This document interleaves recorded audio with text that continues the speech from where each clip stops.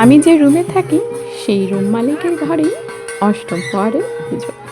এখানে এই যে অষ্টম প্রহরের ঠাকুরগুলো দেখতে পাচ্ছ, এই ঠাকুরগুলো থাকে এখানে পুরোহিতের বাড়িতে। যার বাড়িতে যখন অষ্টম প্রহর হয় তখনই কিন্তু এই পুরোহিতের বাড়ি থেকে ঠাকুরটাকে এভাবে নিয়ে আসা হয়। তারপর এখানে যে মন্দির তৈরি করা হয়েছে সেখানে প্রতিস্থাপন করে পুজো করা হয়। খড়গপুরে আমি একটা নতুন জিনিস কিন্তু দেখতে পেলাম। এই যে অষ্টম প্রহর চলছে, এখানে খুব সুন্দর করে পুজো চলছে কিন্তু। আর এখানে নতুনত্বটা হলো ঠাকুরকে কিন্তু খুব সুন্দরভাবে নাচানো হয়।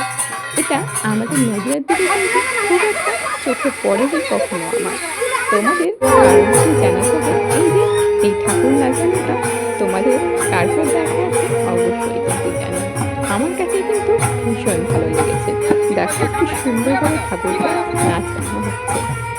এটা এখানকার হয়তো ঐতিহ্য। এই ঠাকুরগুলো কিন্তু ব্রাহ্মণের বাড়িতেই থাকে, সেখান থেকেই কিন্তু নিয়ে আসা হয় অষ্টম প্রহরের পুজো করার জন্য। এখানে যে শিব মন্দির আছে সেই শিব মন্দিরে পুরোহিতের বাড়িতেই কিন্তু এই ঠাকুর ছিল এবং সেখান থেকেই কিন্তু বাজনা বাজি নিয়ে আসা হয়েছে। আর তারপরে কিন্তু অনুষ্ঠান করা হয়ে গেলে, মানে পুজো করা হয়ে গেলে কিন্তু আবারও যেভাবে নিয়ে আসা হয়েছে সেভাবেই তাকে কিন্তু দিয়ে আসতে হবে সেই পুরোহিতের বাড়িতে। তবে এই ঠাকুর নাচনাটা আমার কাছে সব থেকে